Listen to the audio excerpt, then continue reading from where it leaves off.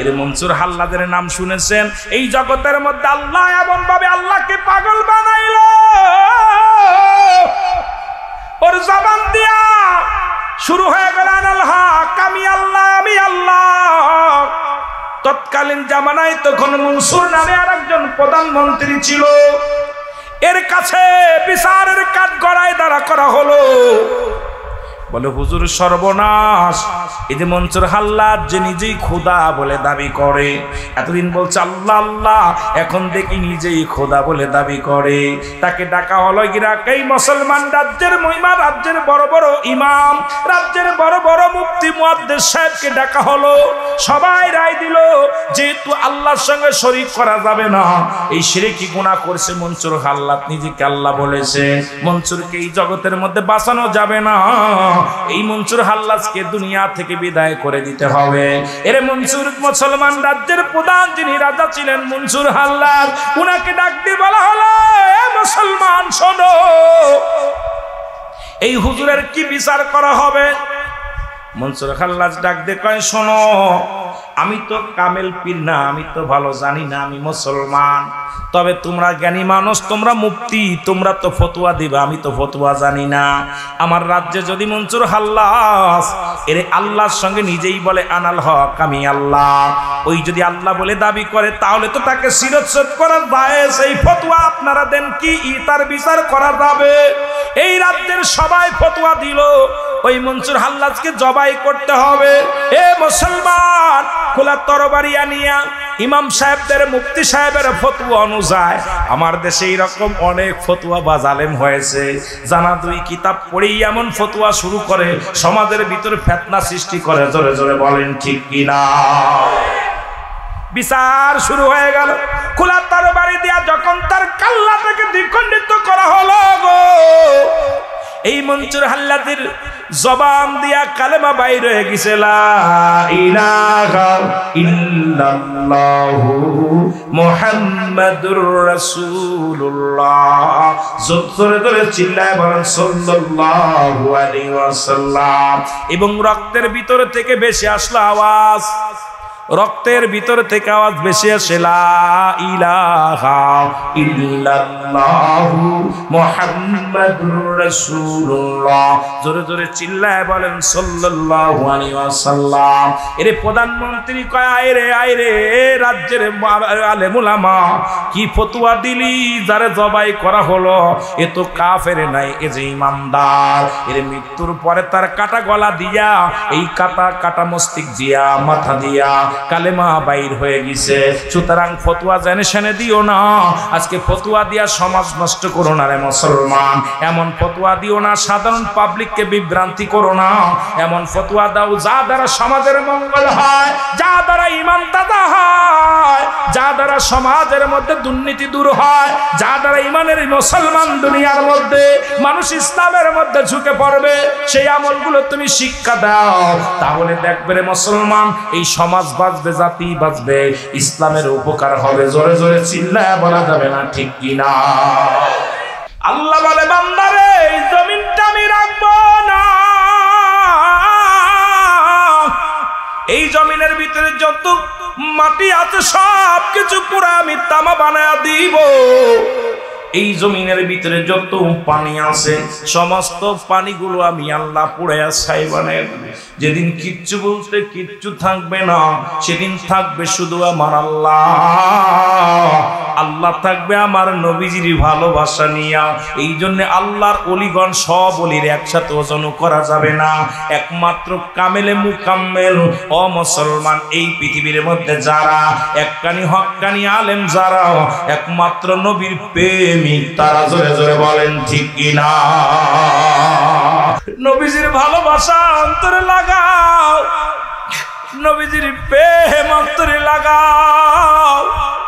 নবীর প্রেম যদি অন্তরে না থাকে, কিসের ইমানদার তুমি? মানব জীবনের অমূল্য সম্পদের নাম হলো ঈমান। ব্যক্তির জীবনের অমূল্য সম্পদের নাম রুহু। এই রুহুবিহীন যেমন বডির মূল্য নাই, এই বডিটা যদি মূল্যবান করতে হয় আপনার রুহু লাগবে। জোরে বলেন ঠিক কিনা? এর মানব জীবনের অমূল্য সম্পদের নাম হলো ঈমান। ঈমানবিহীন কোনো আমলের মূল্য নাই। আজকে নবীর ভালোবাসার কথা বলতে যাইয়া একটু কথা আমি বলে যাই রে মুসলমান, শুনে নাও। ব্যক্তির জীবনের অমূল্য সম্পদের নাম রূহ। দেখতে শুনতে ভালো, ভিতরে রূহটা নাই। সঙ্গে সঙ্গে তুমি হয়ে যাবে মায়ের, কিন্তু হাত নাই, পা নাই, রূহটা আছে, বডিটার মূল্য আছে। জোরে বলেন ঠিক কিনা? এরে মুসলমান, কত মানুষের হাত নাই, কত মানুষের পা নাই, চক্ষু নাই, তারপরে রূহটা আছে। দেখা যায় 6 বছর 5 বছর বিছনায় পড়ে আছে, এই রূহটা থাকার কারণে তারে কবরে শোয়া দেয় নাই। কিন্তু দেখতে শুনতে ভালো, কত 18 বছরের যুবক, 20 বছরের যুবক রে বন্ধু, কত আদরের শিশু দুনিয়া থেকে বিদায় হয়ে গেছে, রূহটা না থাকার কারণে তাকে কবরে দেওয়ার জন্য ব্যস্ত হয়ে যায়। জোরে বলেন ঠিক কিনা? বুঝা নিবেন ওয়াজ, শুধু ঠিক বললে হবে না, আমাদেরকে বুঝতে হবে রূহটা হলো একটা মানুষের জীবনের অমূল্য সম্পদ। জোরে বলেন ঠিক কিনা? এই ব্যক্তির জীবন, এই ব্যক্তির জীবনের অমূল্য সম্পদের নাম রূহ। আর মানব জীবনের অমূল্য সম্পদের নাম হলো ঈমান। ঈমান যদি না থাকে তোর নামাজ কবুল হবে না, ঈমান যদি না থাকে তোর হজ কবুল হবে না, ঈমান যদি না থাকে মুসলমান তোর কুরবানি কবুল হবে না। সেই ঈমানটাকে চিনতে হবে, ঈমানটা কি? সেই ঈমান হলো নবী মুহাম্মদুর রাসূলুল্লাহ জোরে জোরে সাল্লাল্লাহু আলাইহি ওয়াসাল্লাম। জোরে জোরে চিল্লায়া বলা যাবে না মারহাবা। সেই ঈমানটা, এবার ঈমান এবং আমল হলো দুইটা জিনিস। মুফতি মুহাদ্দিস সাহেব শোনো, যারা উলামা ইকরাম আছেন তারা শোনেন, তরিকাতের বাইরা শোনেন। এবার দুইটা কায়দা, একটা হলো ঈমান আর একটা হলো আমল। নামাজ পড়েছেন এটার নাম আমল, রোজা রাখছেন এটার নাম আমল, কুরবানি করছেন এটার নাম আমল। এ মুসলমান, দান সদকা করেছেন এটার নাম আমল, দাড়ি রাখেছেন এটার নাম আমল, কালেমা মুসলমান জিকির আজকার করেছেন এটার নাম আমল। ঈমানের নাম হলো নবী মুহাম্মদুর রাসূলুল্লাহ। যার ভিতরে নবী নাই তার ঈমান নাই। এই জন্য নবী যার ভিতরে আগে আনতে হবে ঈমান। ঈমান নাই না আমল করে লাভ নাই। এই জন্য রূহটা যদি না থাকে বডির যেমন মূল্য নাই, ঈমানবিহীন কোনো আমলের মূল্য নাই। আর ঈমানটা যায় আল্লাহর ওলিদের কদমে গেলে ঈমানের মাপ কাটিছি না যায়। জোরে বলেন ঠিক কিনা? উযাইর আলাইহিস সালাম, ও মুসলমান, উনি গবেষণার মধ্যে পড়ে গেলেন। গবেষণা বাড়ি যাইয়া কিছু খাবার পানি, কিছু জব, কিছু ডুমর, এগুলো সঙ্গে করে খাবার পানি নিয়ে হাঁটতে শুরু করলেন। আর একটা গাদার পিঠে নিয়ে, গাদার পিঠে শোয়া রইয়া গাদাটারে কয় চল। আর গবেষণা করে এই দুনিয়াটা কে বানা, কিসের জন্য করলো আল্লাহ, এদের মানুষগুলো কেমনে তুমি জিন্দা করবা, এই মাকলুকাতকে তুমি কেমনে আবার বিচার করবা। হযরত উযাইর আলাইহিস সালাম এই চিন্তা করতে করতে রওনা হয়ে গেল।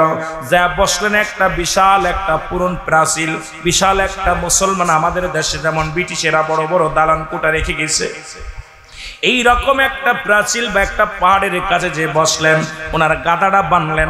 এই গাদাটা পাহাড়ের একটা কর্নারে বাঁধলেন। খাবার পানি, ডুমর গুলো, মুসলমান জব গুলো, এই মোসকর্মা গুলো রেখে দিলেন। সঙ্গে সঙ্গে আল্লাহ রব্বুল আলামিন আজরাইলকে পাঠায়া দিলেন। কে পাঠাইলেন? জোরে বলেন, কাকে পাঠাইলেন? আজরাইল আলাইহিস সালামকে পাঠাইলেন। আজরাইল আলাইহিস সালাম এসে হযরত উযাইর আলাইহিস সালামের রূহটা বাইর করে নিয়ে গেলেন। উযাইর আলাইহিস সালাম দুনিয়া থেকে বিদায় হয়ে গেছে গো।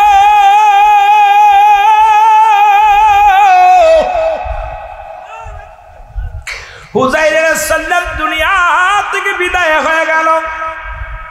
একদিন নয়, দুদিন নয়, 100 বছর পার হয়ে গেল। কত বছর? জোরে বলা যাবে না কত বছর? 100 বছর পার হয়ে গেল।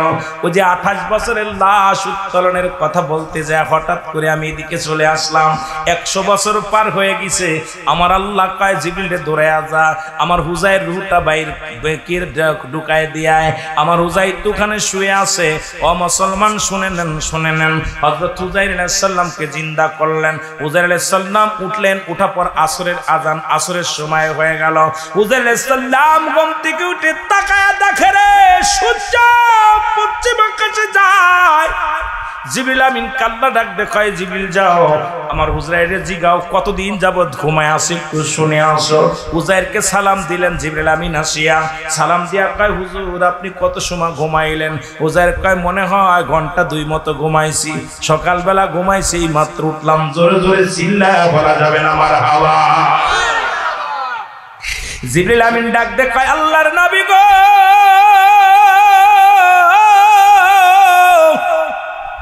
আপনি কতদিন যাবত ঘুমাইছেন? কয় না হয় একদিন, না হয় হয়তো এক বেলা ঘুমাইছিলাম। কয় না না, আপনি জানেন না আপনার জীবন থেকে 100টা বছর পার হয়ে গেছে। কয় বছর? জোরে বলেন, কয় বছর? 100 বছর পার হয়ে গেছে। হুজাইর কয়, কি বলতে চাও? আমার তো মন বলে কয়েক ঘন্টা ঘুমাইছি।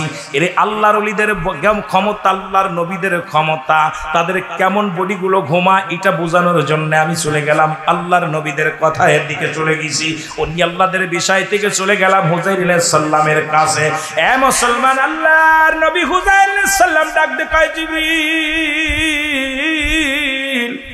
আমার মন বলে আমি কয়েক ঘন্টা ঘুমাইছি। কয় না না, আপনি আপনার খাবার পানির দিকে তাকায় দেখেন, দেখে খাবার পানি ঠিকই আছে, একই অবস্থায় আছে বলে। এবার তাকায়, হুজুর আপনার একটা গাদা ছিল, সেই গাদাটা কই? তাকায় দেখে একটা খুঁটা আজার মধ্যে বেঁধে রাখা ছিল বাজানরে গাদাখানা। সেই গাদার রশিটাও নাই, খুঁটাটাও নাই, খোঁটাও নাই, কিচ্ছু নাই। এই গাদার ওই কয়েকটা হাড্ডি, 2-4টে হাড্ডি পড়ে আছে মাটির মধ্যে। কয়, হুজুর আপনার গাদাটা কই? গাদা দৌড়াইয়া গেলেন, যা দেখে গাদাটা পয়সা সব একদম ধুলার সাথে মিশে গেছে, মাত্র 2-3 টুকরা হাড্ডি অবশিষ্ট আছে। এর আল্লাহর নবী হুজাইর আলাইহিস সালাম ডাক দে, আল্লাহ আমার গাদা মারা গেছে। সঙ্গে সঙ্গে আল্লাহ কয়, জিবরিল আমিন দেরি করো না, ওই হাড্ডি একত্রিত করো, আমি ওর গাদাটারে বাঁচায় দিই। হাড্ডি যখন একত্রিত করছে, সঙ্গে সঙ্গে আবার ওই মরা গাদাটারে জিন্দা বানায় দিছে। আল্লাহ জোরে জোরে চিল্লায়া বলা যাবে না আল্লাহু আকবার। বলে, হুজুর আপনি 100 বছর যাবত ঘুমাইছেন, 100 বছর আগে আপনার গাদা না খাইতে না খাইতে মারা গেছে। কিছুদিন পরে, 2-3 মাস পরে, 2-1 মাস পরে আপনার গাদা ক্ষুধার যন্ত্রণায় এখানে মারা গেছে। হুজুর তাকে আমি জিন্দা করলাম। এবার উনি তাকায়া দেখে, আসলে তো চারিদিকে তাকায়া, যেখানে দালান কোটা ছিল না সেখানে দালান কোটা, যেখানে গাছ ছিল না সেখানে বড় গাছ। বড় আশ্চর্য হয়ে গেলেন, এত বড় আমি তো সব দেখেছিলাম না। তাড়াতাড়ি আমার বাড়ি যাও। তখন হুজাইর আলাইহিস সালাম যখন মৃত্যুবরণ করেছিল, তখন তার বয়স ছিল 40, এখন বয়স হলো 140। সুবহানাল্লাহ বলেন না? কত বছর? 140। হুজাইর কয়, জিবরিল আমার বাড়ির পথ আমার দেখা দাও। দৌড়ে গেলেন, বাড়ির দিকে যাইতেছিলেন। বাড়ির দিকে যায়, দেখে বিশাল বিশাল দালান। মানুষ পরিবর্তন, আজ যুগে যারা ছিল তার অধিকাংশ মানুষই মারা গেছে। হুজাইর আলাইহিস সালাম অনেক কষ্ট করে বাড়ি গেলেন। বাড়িতে হুজাইরের ছেলেকে ঘরের মধ্যে ডাক দিয়া বললেন, বাবা আমি হুজাইর আলাইহিস সালাম। ছেলে কয়, না আমার আব্বা বেঁচে নেই, আমার আব্বা মারা গেছে। আজ থেকে 100 বছর হয়ে গেল, আমার বাবার কোনো খোঁজ নাই। আপনি কই থেকে আসে বলেন? আমি হুজাইর আলাইহিস সালাম। জোরে বলা যাবে না আল্লাহু আকবার। হুজাইর আলাইহিস সালাম তার ছেলেকে ডাকতে বলে, আমার হালে বাত শোনো, একটা কাজ করো। কি কাজ করো? কয়েকশোর উপরে কোন মানুষ যদি জিন্দা থাকে তারে আমার কাছে ডেকে আনো। খোঁজ নেওয়া হলো, মহল্লার মধ্যে এত মুরব্বী লোক কেউ বেঁচে নাই, সব মারা গেছে, সব মারা গেছে। 100-র উপরে কোনো লোক নাই। খবর পাইল 107 বছর বা 10 বছর বয়সের 100 মুসলমান, 116 বছরে এক মুরব্বীর সন্ধান পাওয়া গেল। নাম পাওয়া গেছে, কিন্তু সে কানা, চোখি দেখে না। 10 বছর আগে সে অন্ধ হয়ে গেছে। জোরে জোরে চিল্লায় বলা যাবে না আল্লাহু আকবার। হুজাইর আলাইহিস সালাম বলে, আমাকে নিয়ে যাও, আমার ছেলে, উনার কাছে আমারে নিয়ে যাও। হুজাইর আলাইহিস সালামকে নিয়ে যাওয়া হলো। সালাম বিনিময় করে ঘরের মধ্যে প্রবেশ করা হলো। এই অন্ধ লোকের সামনে হুজাইর আলাইহিস সালাম বলে, ভাই আমি হুজাইর আলাইহিস সালাম, আপনি চিনতে পারেন কিনা? আপনি কই থেকে বলেন? হুজাইর আলাইহিস সালাম। হুজাইর আলাইহিস সালাম কেউ মানে না। ছেলে বলে, আমি বাবারে মানি না। গ্রামবাসী কয়, হুজাইর আলাইহিস সালামকে আমরা মানি না, উনি মিথ্যুক কাযযাব, কই থেকে আসলো নাকি মানা যাবে না। এখন হুজাইর আলাইহিস সালাম বললেন, এ মুসলমান শোনো, এ মুরব্বী আপনি আমার চিনতে পারছেন কিনা? কয় হুজুর সাল্লামের ভিতরে 3টা গুণ ছিল, এই 3টা গুণ যদি আপনার ভিতরে থাকে গো তাহলে আমি আপনাকে হুজুর সাল্লাম বলে মেনে নিব। হুজুর সাল্লাম বলে আপনার সেই 3টা গুণ নবীর ভিতরে কি ছিল আপনার জানা আছে কি না? বলে 1 নাম্বার গুণ হুজুর সাল্লাম তাওরাত কিতাব মুখস্থ পড়তে পারতেন। সুতরাং আপনি যদি মুখস্থ এই বিদ্যা এই জ্ঞান যদি আপনি আমারে পড়ে শোনাইতে পারেন তাহলে মনে করব আপনি হুজাইর আলাইহিস সালাম। জোরে জোরে চিল্লায়া বলা যাবে না মারহাবা। হুজাইর আলাইহিস সালাম উনি তাওরাত কিতাব উনার মুখস্থ ছিল, উনি মুখস্থ পড়তে পারতো। আপনি যদি পারেন তাহলে বুঝবো যে আপনি হুজাইর আলাইহিস সালাম পড়েন। হুজাইর আলাইহিস সালাম শুরু করে দিলেন, কিছু সময়ের মধ্যে খতম করে দিলেন, তাওরাত কিতাব পুরো শেষ করে ফেললেন। অন্ধ লোক কয় আমি মেনে নিলাম আপনি হুজাইর আলাইহিস সালাম। দ্বিতীয় গুণ হলো হুজুর সাল্লাম কোন অন্ধ লোকের চোখের মধ্যে হাত দিলে সঙ্গে সঙ্গে জ্যোতি ভালো হয়ে যেত।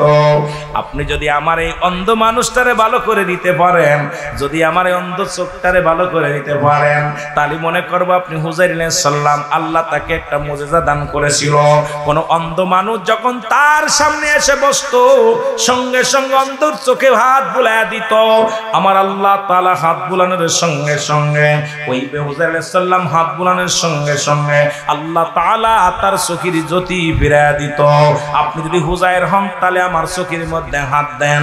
সঙ্গে সঙ্গে হুজুর সাল্লাম যখন ওই অন্ধের চোখের মধ্যে হাত বুলাইয়া দিছে সঙ্গে সঙ্গে জ্যোতি ফিরে পেয়েছে। জোরে জোরে চিল্লায়া বলা যাবে না মারহাবা। এই অন্ধ চিৎকার মেরে বলে আমার বৎসর শোনো, এই পৃথিবীর মধ্যে তোমরা তারা চিনতে না পারলে আমি তারা চিনেছি রে। যখন আমার চোখের জ্যোতি ভালো ছিল তখন আমি হুজাইর আলাইহিস সালামকে দেখেছি, তবে তার বয়স ছিল তখন 40। যদি বলেন কত? ওই 40 বছরের ইয়ং যুবক আজকে মুসলমান শুনে নাম হুজাইরের বয়স 140। তবু আমার চোখের আড়াল যতই থাকুক না কেন আমার এই দুই চোখ ভরে আমি জীবিত অবস্থায় দেখেছি। আজকে আমার চোখের জ্যোতি ফিরা পর আবার আমি হুজাইরকে দেখলাম। তোমরা মেনে নাও, মেনে নাও, আল্লাহর নবীরে মেনে নাও, উনি হলো এই জামানার নবী হুজাইর আলাইহিস সালাম। জোরে জোরে চিল্লায় বলো মারহাবা। আর একটু জোরে জোরে চিল্লায় বলো আল্লাহু আকবার। এ মুসলমান, অসংখ্য রকম আল্লাহর ওলিদের কাছে আসে ইলহাম, নবীদের কাছে আসে ওহী। আল্লাহর ওলিদের কাছে আসে ওহী, মুজিজা আসে যে মুজিজাগুলো নবীরা দেখান। আল্লাহর নবীরা মুজিজা দেখায়, আল্লাহর ওলিরা কেরামত দেখায়। আল্লাহর নবীরা আল্লাহর তরফ থেকে মুজিজাগুলো পায় আর আল্লাহর নবীগণ এগুলো বান্দাদের মধ্যে দেখায়। আর আল্লাহর ওলিদের কাছে মুসলমান কেরামত যেটা বাজান অলৌকিক কিছু ঘটনা আমার আল্লাহ ওলিদের মাধ্যমেও জানায়া দেয়। এই জামানার মধ্যে যত কামেলে মুকাম্মেল আছে তবে সব পীর নয়, একটা হলো নাকেস পীর আর একটা হলো কামেল পীর। এই কামেল সির্ফ চিনার জন্য 9টা গুণাগুণ দরকার। এই 9টা গুণের একটা গুণ যদি তার ভিতরে না থাকে রে মুসলমান, সে তো কামেল পীর হতে পারবে না, সে তো হলো নাকেস পীর। আর ওই নাকেস পীরেরা বলে, আমি কয়েকদিন আগেও শুনলাম বাংলাদেশের এক বড় দরবেশ পীর উনি না বললেন এই জামানায় যদি কোরআন নাজিল হতো আমাদের বাপ দাদার নাম থাকতো। আরে মুসলমান, ফিরাউনের নাম নমরুদের নাম কোরআনে আছে, তাই বলে তাদের তো মর্যাদা বাড়ে নাই। ও মুসলমান শুনে নাও, শুনে আবু জাহেলের নামও কোরআনে আছে, তাই বলে তো তাদের মর্যাদা বাড়ে নাই। যে সমস্ত পীর নাকেশ পীর তারা এই দুনিয়ার মধ্যে ওই চিন্তা করে আমাদের দাম আমাদের মর্যাদা, আর কামেল পীর চিন্তা করে আল্লাহ পার সন্তান নবী পার ঠিকানা তারা খোঁজে, এই দুনিয়ায় তাদের মর্যাদা খোঁজে না। ধরে বলেন ঠিক কিনা? কয়েকদিন আগে দেখলাম বাংলাদেশের কথা বলতেছে এই জামানায় যদি কোরআন নাজিল হতো তাহলে আমাদের বাপ দাদার নাম থাকতো। আমি কত বড় ব্যাককলের ব্যাককল! আরে ব্যাককল তো আবু জেহেল, আবু লাহাব, আবু সুফিয়ান, কত মৌলবীর নাম রয়েছে, ফিরাউন কারুনের নাম রয়েছে, তাদের কি মর্যাদা বাড়ছে? তো এইটুকু বুঝলো না। তার ওরা এই নাকেশ পীর তারা সবসময় নাম কামের জন্য। কিন্তু কামেল থাকে আল্লাহর সন্ধানে। যেমন একটা বক যদি একটা মাছ ধরার জন্য এক পা থেকে আর একটা পার মধ্যে দাঁড়াই গো, সারাদিন কয়েক ঘন্টা অপেক্ষা করে একটা তার ধরার জন্যে, তদ্রূপ আল্লাহর ওলিরা মুরাকাবা মুশাহাদার মধ্যে বসে থাকে। কখন আল্লাহর সঙ্গে কথা হবে, কখন মদিনা আল্লাহর সঙ্গে কথা হবে, তারা সদা সর্বদাই থাকে মাওলার ধ্যানে। তাই আল্লাহর যে মাহবুব বান্দাগুলো হয়, আল্লাহর প্রিয় মাহবুব বান্দা যারা হয়, তাদের কোনো চিন্তা নাই, তাদের কোনো ভাবনা নাই। আল্লাহ রাব্বুল আলামিন তো নিজেই কোরআনুল কারীমের মধ্যে বয়ান করলেন, রাসূল বলে তাদের তো মৃত্যু নাই। আমরা শরীয়তে দেখি মাস্টার সাহেব মারা গেছে, না রে মুসলমান না, এই দুনিয়া থেকে পর্দার আড়াল হয়ে গেছে, ওখানে শুয়ে আছে মুসলমান। শুনে নেন, তার প্রমাণ হাদিস শরীফ অস্বীকার করলে তার ঈমান থাকবে না। রাসূল বলে আদা সাবধান, ইন্না নিশ্চয়, আদা ইন্না উলাল্লাহি, আল্লাহর তরফ থেকে যারা ওলি হয়, লা ইয়ামুত, তাদের মৃত্যু নাই। সুতরাং মাস্টার সাহেব, আমির মাস্টার সাহেব মরে নাই, আমাদের থেকে শুধু পর্দার আড়াল হইয়া এই জমিনের মধ্যে শুয়ে আছে। শরীয়তের আলেমরা বুঝবো না, তরিকা ভজে নাই, শরীয়ত শরীয়ত শরীয়ত, তরিকা হাকিকত মারিফাত, এই তাসাউফের বিদ্যা যার ভিতরে নাই, সেই কেমনে বুঝবে আল্লাহর ওলিদের মর্ম, কেমনে বুঝবে মাহবুব বান্দাদের মর্ম? ওই আল্লাহর ওলিগণ জিন্দা, এই কবরে আমাদের চাইতেও তারা আমল করে। বেশি জোরে বলেন ঠিক কিনা? বেশি দূরে যাব না, এই যে আপনাদের কুমিল্লার জমিনে এ মুসলমান শুনে নেন, 28 বছর পরে লাশ খনন করার পর, এ মুসলমান বেশি দূরে যাব না, আপনাদের কথা বলে যায়, ওই বান্দা গায়ের একটু কাপনের কাপড় পচে নাই, কাপনের কাপড় পচে নাই, গায়ের মধ্যে রক্ত, তাজা রক্ত বাইর হয়েছে গায়ের মধ্যে। এই দুনিয়ার মানুষ বেশি দূরের মানুষ নয়। কুমিল্লার বাবারা শোনো, যেহেতু চাঁদপুর আপনাদের বাড়িতে, এই মতলবের জমিনটা বেশি দূরে নাই, কুমিল্লার জমিন। এই জমিনের মধ্যে আল্লাহর মাহবুব বান্দা, ওনার আপনজনদেরকে জিজ্ঞাসা করা হলো, তোমার আব্বা এমন কি আমল করতো? বলে আমার আব্বা জান বেশি বেশি করে তাহাজ্জুদের নামাজ পড়তো, জিকির আজগার করতো, আল্লাহর প্রেমে মাশগুল ছিল। সে দুনিয়ার মধ্যে সুইচিন, দুনিয়ার কোনো মুখাপেক্ষী ছিল না, উনি আল্লাহর মুখাপেক্ষী ছিল। আজকে মাস্টার হামিদ সাহেব দুনিয়ার মুখাপেক্ষী ছিল না, আল্লাহর মুখাপেক্ষী ছিল। তা না হলে এমন মেলা মিলতো না, তা না হলে অসংখ্য আল্লাহর ওলিরা যারা শুয়ে আছে সবাই আল্লাহর মুখাপেক্ষী, দুনিয়ার কোনো মুখাপেক্ষী নয়। জোরে বলেন ঠিক কিনা? এনায়তপুরের এক মুরিদ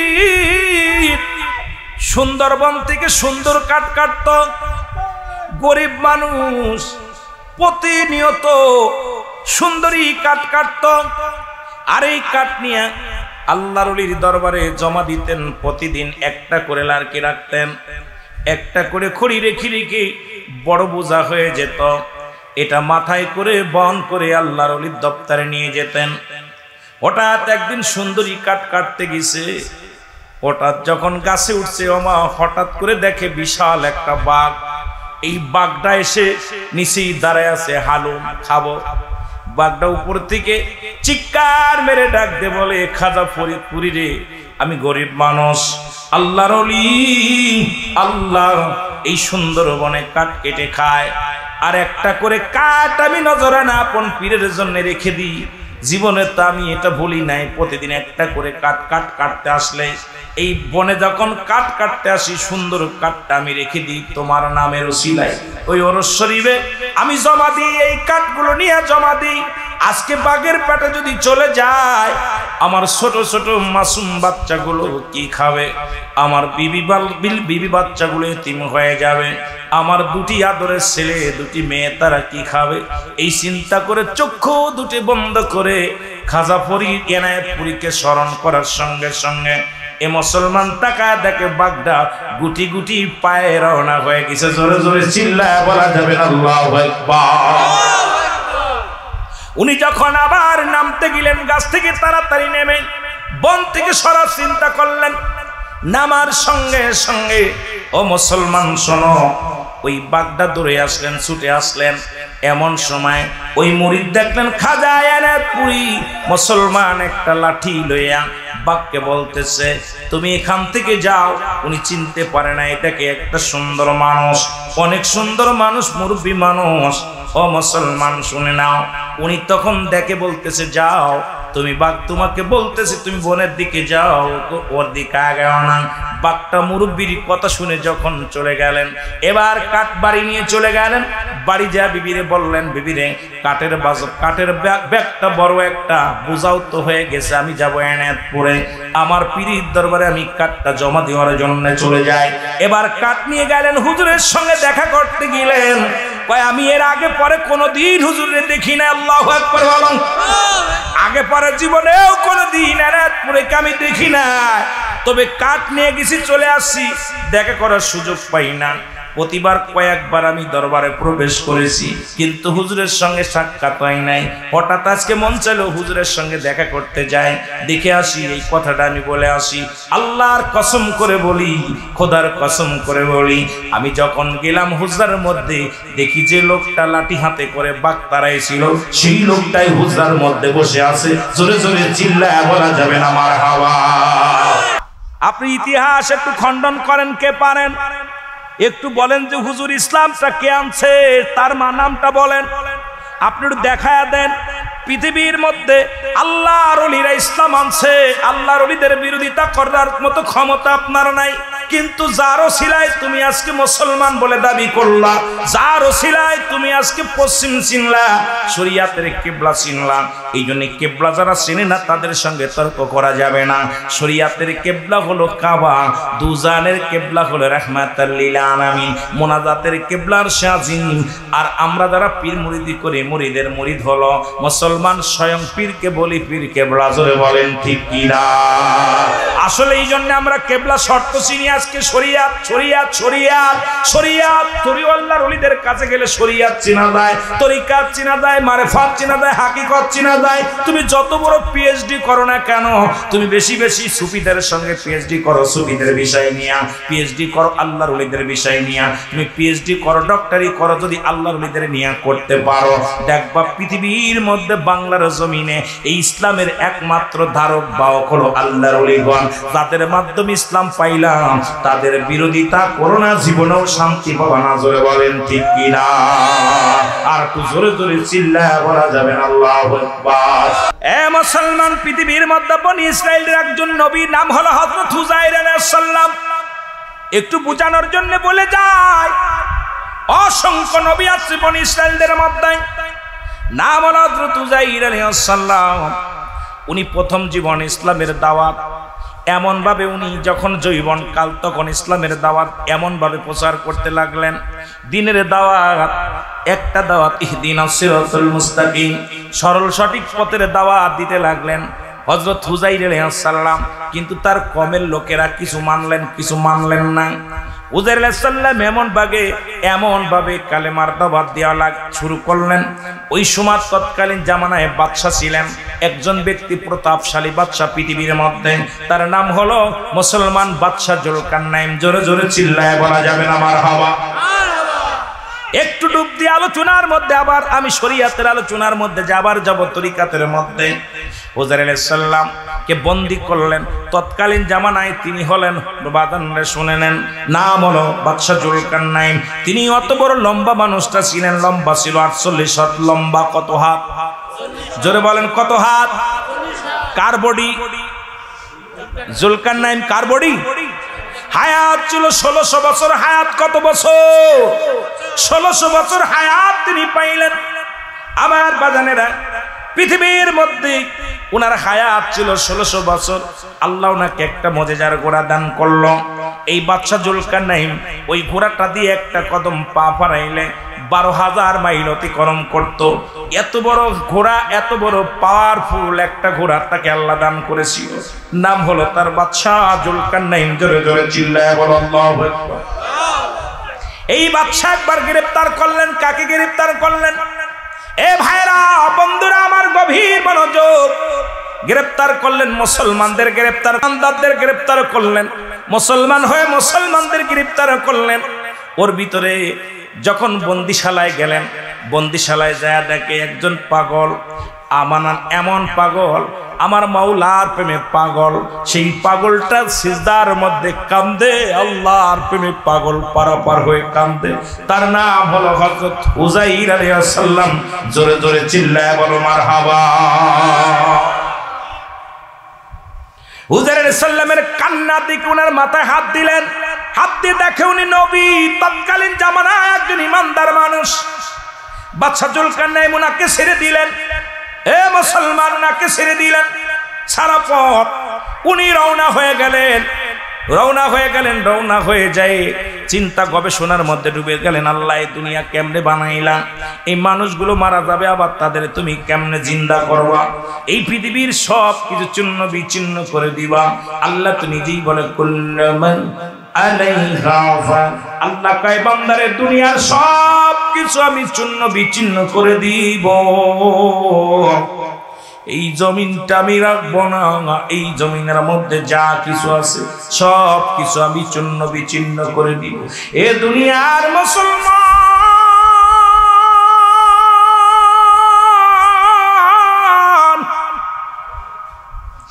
এ ভাইয়েরা, আমরা যারা পীর মুরিদি করি তারা এটার হাকিকত বুঝবো, তারা মর্ম বুঝবো। শরিয়াতের আলেম যারা, তারা জীবনের হাকিকত বুঝবে না, তারা বলবে বানোয়াট, তারা বলবে মিথ্যা, তারা বলবে মুসলমান অনেক চলনা। আসলে বাংলাদেশে আজকে ইসলাম পাইলাম, ইসলাম পাইলাম কাদের ওসিলায়? আল্লাহর ওলিদের ওসিলায়। ইতিহাস পড়ে দেখো, ইতিহাস খুঁজে দেখো, ইসলাম আনছে বাংলাদেশে আল্লাহর ওলিগঞ্জরে, বলেন ঠিক কিনা?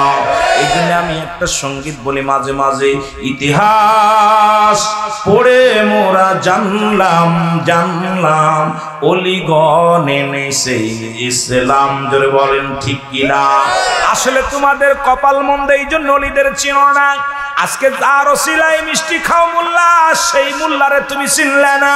আজকে বাংলাদেশে কোন নবী আসেন নাই, বাংলাদেশে কোন নবীর সাহাবী আসেন নাই। এই পৃথিবীর মধ্যে বাংলাদেশের মধ্যে অসংখ্য আল্লাহর ওলিরা আছে, যাদের ওসিলায় নবী চিনলাম, যাদের ওসিলা আল্লাহ চিনলাম। সেই ওলিদের সঙ্গে যারা বিদ্রোহী ঘোষণা করে, এরা কোনদিন মুসলমান হতে পারে না। জোরে বলেন ঠিক কিনা? ইতিহাস পড়ে মোরা জানলাম জানলাম ওলিগণ এনেছে ইসলাম। জোরে বলেন ওলিগণ এনেছে। অস্বীকার করার মতো কোন মুফতি মুহাদ্দিস নাই যে আল্লাহর ওলিরা ইসলাম বাংলাদেশে আনে নাই। তুমি কত বড় কুতুব দেখাও, তোমার কোন বাবা আনছে, কোন দাদা ইসলাম আনছে?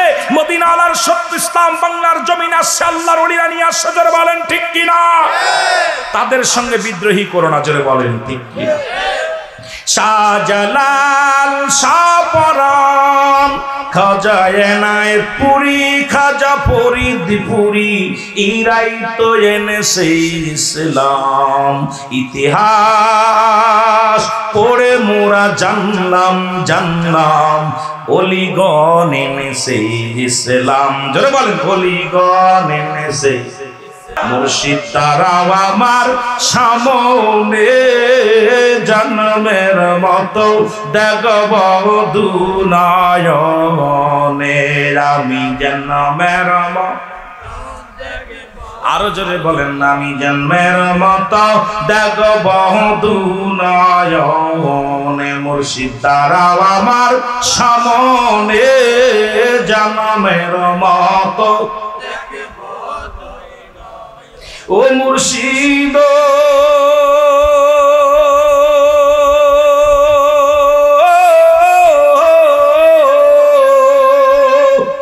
আমি তোমার প্রেম ভিখারি হইয়া দিওয়ানা,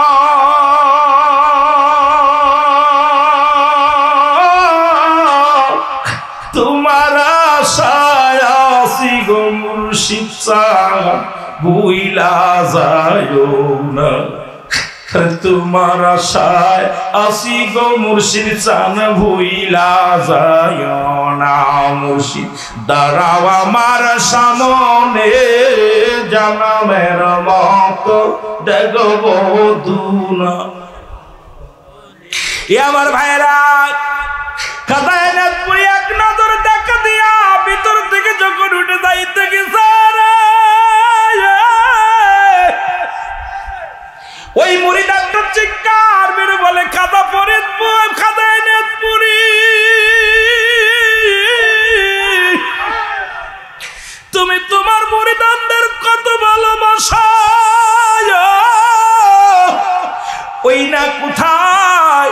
সুন্দরী কাঠ কাটতে যা সুন্দর বনের মধ্যে বাঘের সামনে থেকে তুমি তারায়া বাঘ তারায়া তোমার মুরিদদেরকে উদ্ধার করো। মুর্শিদ আমি তোমার চিন্তার ভুল করি নাই, তুমি সেই নূরের মানুষটা, নূরের পুতুল। আমি আর ভুল করতে রাজি নয়, আজ থেকে আর ভুল করতে নাই। মুর্শিদ দাঁড়াও, একটু প্রাণ ধরে দেখেনি আমার দাদু পীর কি করলেন। এনায়েতপুরি খাজা এনায়েতপুরি উনি কি করলেন, উনি রওনা হয়ে গেলেন, উজরা থেকে উঠে রওনা হয়ে গেলেন। পিছন থেকে মুরিদ ডাক ছেড়ে কান্দে বলে, দু মুর্শিদ দাঁড়াও আমার সামনে, জনমের বাতাও অনের আমি জনমের মাতা, ও গো মুর্শিদ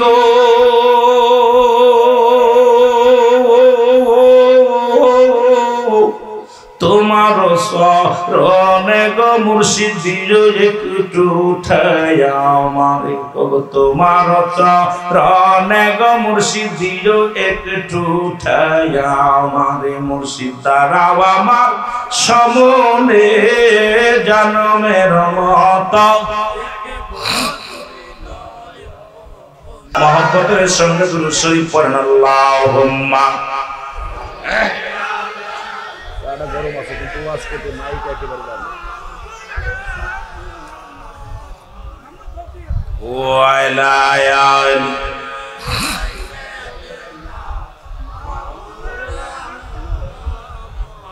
এক শ্রেণী আছে, আমরা দেখেছিলাম আজ থেকে 15 বছর আগে, 10-15 বছর আগে এই শ্রেণী দেখতাম, মুগ্ধ বলতো, আপনারাও শুনেছেন। শহীদ গাজীর বাংলাদেশ, শাহজালালের বাংলাদেশ, শাহপরানের বাংলাদেশ, শাহ মখদুমের বাংলাদেশ, বাংলাদেশ বাংলাদেশ। রহম করুন আল্লাহ, ওগো কবুল করেন আল্লাহ। কিন্তু কেমন মুনাফিক, আল্লাহ কমিনান নাস। এ মুফতি মুহাদ্দিস লেখানে আল্লাহ কি কয়, আল্লাহর কোরআন শোনো। আল্লাহ কমিনান নাস, মানুষের মধ্যে ব্যাকুল, তারা বলবে আমান্না, তারা ঈমান আনছে বিল্লাহি, আল্লাহর প্রতি, অবিলা আখিরাতের প্রতি বিশ্বাস স্থাপন করছে। ওমা হুম বিমুমিনিন। এ মুনাফিকেরা শোন, এখন তাদের মুখে বলতে একটা, অন্তরে করতে আরেকটা। ওরা কি করেছে, ওরা এই কথা বলার পর বলছে, কি বলছে, শাহজালালের মাজারে বোমা মারছি আমরা, এগো শাহজালালের মাজারে, শাহপরানের মাজারে বোমা মারছি আমরা। জোরে বলেন ঠিক কিনা? মুখে মুখে বলছে ওলি আল্লাহদের দেশ, শাহজালালের দেশ, শাহপরানের দেশ, শাহ মখদুমের দেশ, এনায়েতপুরের দেশ, আর একসাথে মাজারে বোমা মেরে মাজার একদম দুলসাত মিশায়া দিতে চেয়েছিল। এই মুনাফিকেরা নবীর দরবারেও ছিল, নবীর কদমেও যাইতো। এই জন্য ওই জামানায় আল্লাহ পাক ডাক দে বলে, হাবিব অমিনান নাস, মানুষের মধ্যে মা কোন তার বলবে আমান্না, তারই মানছে বিল্লাহি, আল্লাহর প্রতি, বিল আখিরাতের উপর বিশ্বাস স্থাপন করছে। ওমা হুম বিমুমিনিন। আল্লাহ ডাক দে বলে, হাবিব রে, এক শ্রেণী বেঈমান মুনাফিকরা আছে, তারা আমার কদমের, আপনার কদমের মধ্যে যাবে, ঈমানদার বলে দাবি করবে, মুমিন বলে দাবি করবে, তারা মুমিন নয়, তারা মুত্তাকিন নয়। ওদের জন্য আমি আল্লাহ প্রস্তুতি করে রাখছি 7টা জাহান্নাম। ও ইদ্দাতিল কাফিরিন, ওই কাফের বেঈমান মুনাফিকদের জন্য প্রস্তুতি করা আছে 7টা জাহান্নাম। জোরে জোরে চিল্লায় বলো আল্লাহু আকবার। আরো জোরে। কষ্ট হচ্ছে ভাই, তরিকাতের মাহফিল কষ্ট করেন, লাভ আছে। আমি গুনাহগার, প্রতিদিন সুযোগ পাই না এভাবে বলার। তরিকাতের প্ল্যাটফর্ম নিয়ে কথা বলতে গেলে অনেক কথা আসবে। আহা, এইটা কথা, তাসাউফের কথা বলতে গেলে অনেক কথা আসবে, একটু ধৈর্য ধরতে হবে। ধৈর্য ধরলে অনেক মজার মজার আলোচনা আছে। কোরআন কি বলে, হাদিস কি বলে, ইজমা কি বলে, কিয়াস কি বলে। শরিয়াতে দেখতেছেন এই জামার প্রয়োজন হয়েছে বডির কারণে, বডি যদি না থাকতো জামার প্রয়োজন নাই। জোরে বলেন ঠিক কি? আজকে ইসলাম নিয়ে ফালাফালি করো বাংলাদেশের মৌলবীরা, আল্লাহর ওলিদের চেনো না, কারো ছিল ইসলাম পাইদা। জোরে বলেন ঠিক কিনা? একটু মহব্বতের সঙ্গে দুরূদ শরীফ পড়েন আল্লাহুম্মা।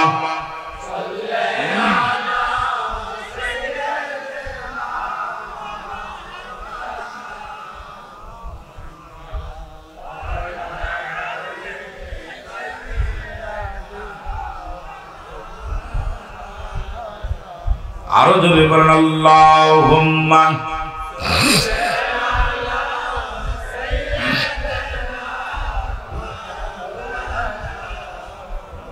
ওয়ালা আলি সাইয়্যিদিনা।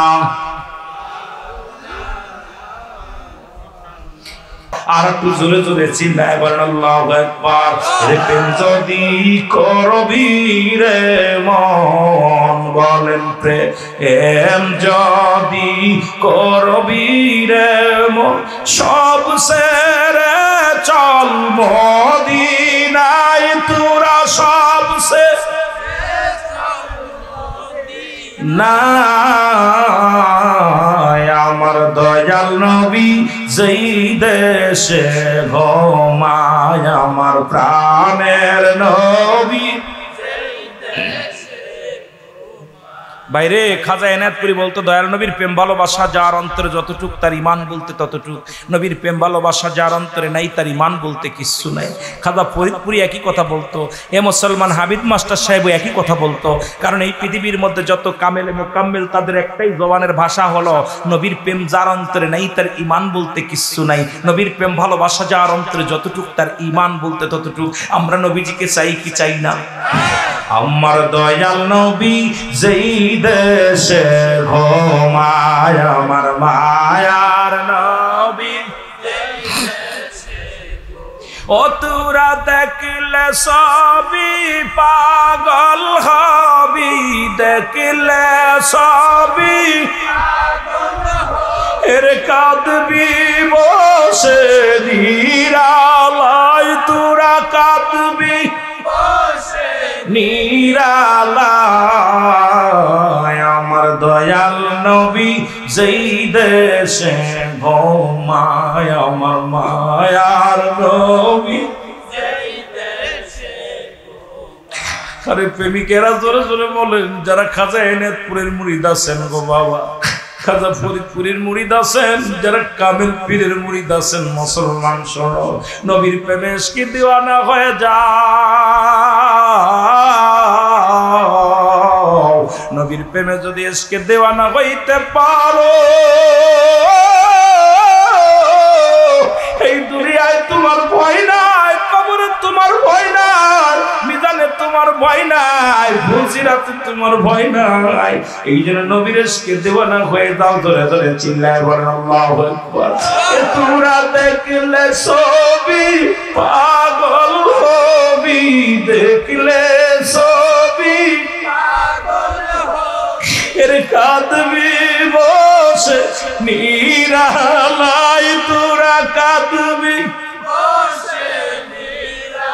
না। আমার দয়াল নবী যেই দেশে ঘুমায়, আমার মায়া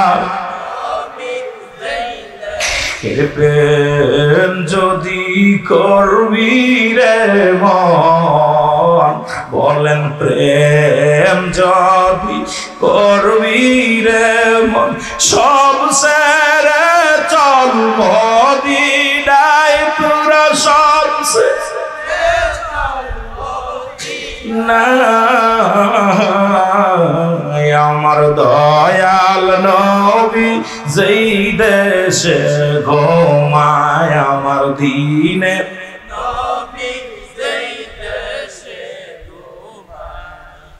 হে আমার ভাইরা। কত পাপি উঠছে গো মুর্শিদ তোমার অলৌকায়,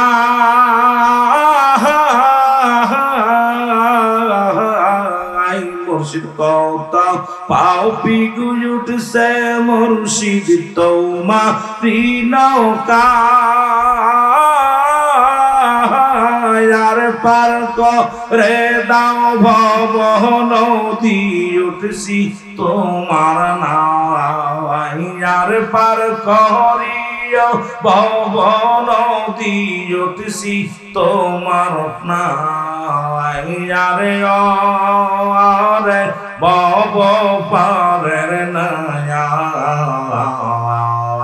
এনায়েতপুরে আইস গো তুমি প্রেমের তোরে লইয়া আর শের পুরেতে আইসো গো তুমি প্রেমের তোরি লইয়া লাই নাও নাও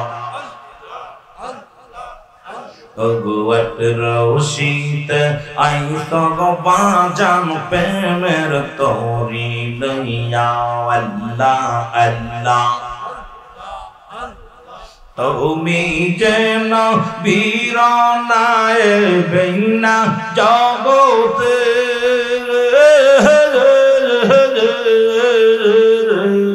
মুর্শিদ তুমি যেন বীরনায় বেনা জগতে আমি যদি দুই বাহামরি বদনাম তোমার যে হায়রে আমি যদি দুই বাহামরি বদনাম তোমার যে হরে রে বব পারের নায়াত পুরে আইসো গো তুমি প্রেমের তোরি লইয়া লাই নাও জোরে জোরে ও ইসলাম বাদে আইসো গো তুমি প্রেমের তোরি লইয়া আর বাংলাদেশে আইলা গো মুর্শিদ প্রেমের তোরি লইয়া আল্লাহ আল্লাহ জোর নাই রে ভাই জোরে জোরে জিকির হবে ইরিয়াত রওশিতে আইসো গো মুর্শিদ প্রেমের তোরি লইয়া আল্লাহ আল্লাহ অগ তুমি যে নবীর নায়ে বাঁশি আধরা আর তুমি যে নবীর নায়ে বাঁশি আধরা আর দিবা নিশি কাঞ্চ গো মুর্শিদ মোরি দের মায়ার দিবা নিশি কাঞ্চ গো মুর্শিদ মোরি দের মায়া হরে রে বব পারের নয়া আরে বাংলাদেশে আইসো গো তুমি প্রেমের তোরি লইয়া আল্লাহ আল্লাহ এই বাংলাদেশে আইসো গো বাজান প্রেমের তোরি লইয়া আল্লাহ আল্লাহ অগ তুমি যে নবীর নায়ে বাঁশি আদরা আর দিবা নিশি কান্তেন গো বাবাই মুরি দের মায়া আর দিবা নিশি কান্তেন গো মুর্শিদ মুরি দের মায়া রে রে বব পারের নায়া রওশিতে আইসো গো তুমি প্রেমের তোরি লইয়া আল্লাহ আল্লাহ এনায়েত পুরে আইসো গো তুমি প্রেমের তোরি লইয়া আল্লাহ আল্লাহ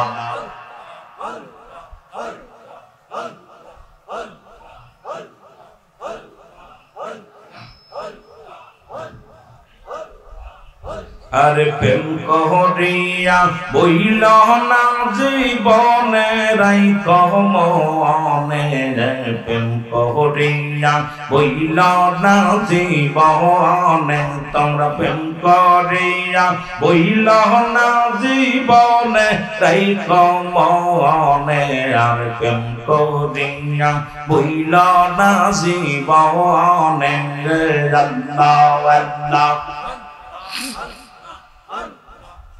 আর বিল্লাল ছিল নবীর ভক্ত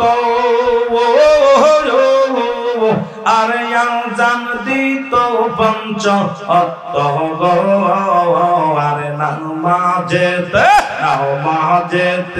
আজানেতে মিলত নবীর সনে হায় হায় আজানেতে মিলত নবীর সনে রাইখ মনে আর প্রেম করিয়া বুইল না জীবনে তোমরা প্রেম করিয়া বুইল না জীবনে রাইখ মনে আর প্রেম করিয়া বুইল না জীবনে আল্লাহ আল্লাহ আরে রসিকরণী পাগল ছিল আর 32 দাঁত ভাঙ্গি এই লগ আর নবীজিকে দেখল না নয়নে হায় হায় নবীজিকে দেখল না নয়নে তাই কমনে আর প্রেম করিয়া বইল না জীবনে তোমরা প্রেম করিয়া বইল না জীবনে তাই কমনে আর প্রেম করিয়া বইল না জীবনে আল্লাহ আল্লাহ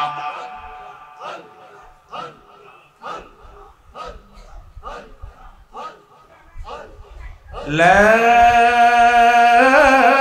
ইলাহা ইল্লাল্লাহু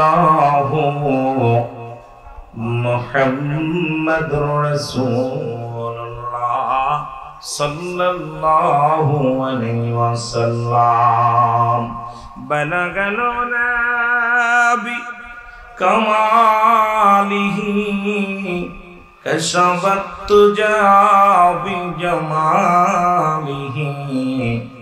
হাসনাতু জামিয়া খিসালিহি সাল্লাল্লাহু আলাইহি ওয়া আলিহি হাওয়ার গাড়ি হাওয়ায় চলে তেলের গাড়ি তেলে চলে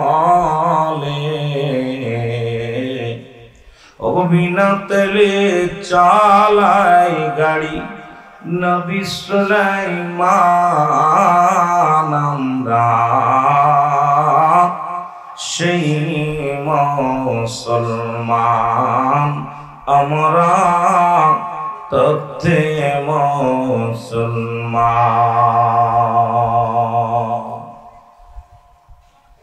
আলহামদুলিল্লাহ, সমস্ত প্রশংসা সেই মহান রব্বুল আলামিনের দরবারে হযরত খাজা বাবা শাহ এনায়েতপুরী রহমতুল্লাহ সাহেবের আজকের এই পবিত্র ওরস শরীফ মোবারক আল্লামা খাজা শাহ সুফি জনাব মোহাম্মদ আব্দুল হামিদ সাহেব মাস্টার সাহেব ইসলামবাদী রহমতুল্লাহ সাহেবের বর্তমান ওনার সুযোগ্য ছোট ছেলে জনাব মোহাম্মদ মোয়াজ্জেম হোসেন মাস্টার সাহেব এবং মুজাদ্দিদিয়া দরবার শরীফ এর তত্ত্বাবধানে আজকে উদযাপন করা হইতেছে আজকের এই রায়পুর ইসলামাবাদ আজকে প্রধান বাড়ি মুজাদ্দিদিয়া দরবার শরীফ মতলব উত্তর চাঁদপুরের জমিনে মহাপবিত্র ওরস শরীফে আসার মতো বসার মতো সুযোগ আল্লাহ দান করলো। উচ্চ কণ্ঠে আওয়াজ দিয়ে বলেন আলহামদুলিল্লাহ। আজকের এই মাহফিল থেকে সালাম ও কদম মুসি জানাই কুল কায়নাতের নবী নবীদের নবী রাহমাতুল লিল আলামিনের পুত পবিত্র কদম মোবারক। সালাম ও কদম মুসি জানাই বাংলাদেশের অসংখ্য হক্কানি ওলি আল্লাহদের কথা, যাদের কথা আল্লাহ তাআলা কুরআনুল কারীমের মধ্যে সূরা ইউনূসের মধ্যে 11 নম্বর পারা 62 নম্বর আয়াত আল্লাহ নিজেই ঘোষণা করেন আলা শব্দান ইন্নানি চালা ইল্লাহু আল্লাহর তরফ থেকে যারা ওলি হয়েছে লা নাই কখন শব্দের অর্থ হয় ওরা যদি অবস্থান করে হুমদুর করে হেঁটে তাদের কোনো চিন্তা নাই ভাবনা নাই। মেরকাত শরে মেরকাতের 10ম খণ্ড 722 নম্বর পৃষ্ঠা তাফসীরুল বায়ান 5ম খণ্ড 524 নম্বর পৃষ্ঠা রাসূল আকরাম সাল্লাল্লাহু আলাইহি ওয়াসাল্লাম বয়ান করেন আলা শব্দান ইন্নানি চালা ইল্লাহু আল্লাহর তরফ থেকে যারা ওলি হয় লা ইয়ামুত তাদের মৃত্যু নাই। অসংখ্য আল্লাহর ওলিরা শুয়ে আছেন। সালাম জানাই আমার জিন্দা পীর জামানার মহাকামেল খাজা ওয়াসিদুল্লামা বিশ্বলি পবিত্র সাহেবের পবিত্র কদম মোবারকে সালাম জানাই।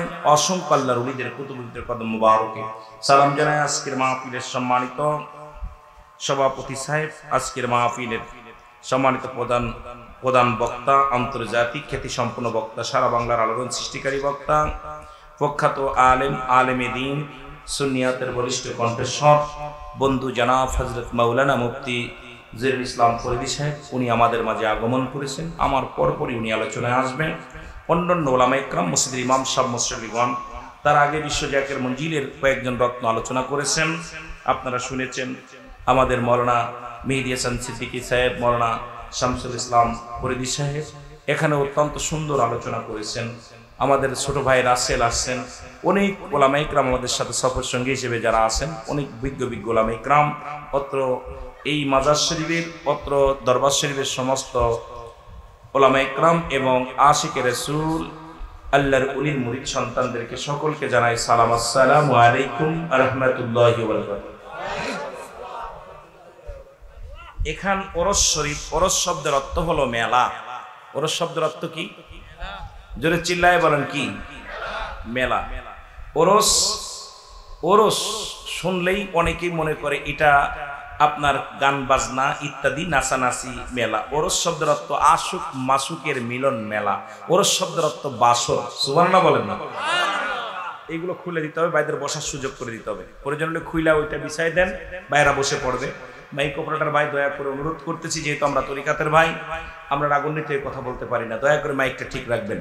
যেহেতু আমাদের রাগ নাই, শরীরে রাগ থাকলে তরিকা করতে পারে না। আমি আদব, বুদ্ধি, মহব্বত, সাহস, তরিকাতের প্রথম শর্ত হলো আদব। আদব, বুদ্ধি, মহব্বত, সাহস, ইসলাম, ঈমান, ইহসান, কালেমা, নামাজ, রোজা, হজ, যাকাত, শরীয়ত, তরিকত, হাকিকত, মারিফাত। জোরে বলেন মারহাবা। আর একটু জোরে বলেন মারহাবা। আমি এত বড় আলেম না।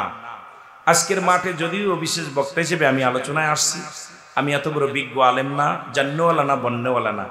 আপন মুর্শিদের দোয়ার ওসিলায়, দয়াল নবীর ওসিলায় আপনাদের দোয়ার খাতিরে যদি দুই চারটে কথা বলার সুযোগ আল্লাহ দান করে তাহলে বলতে পারবো।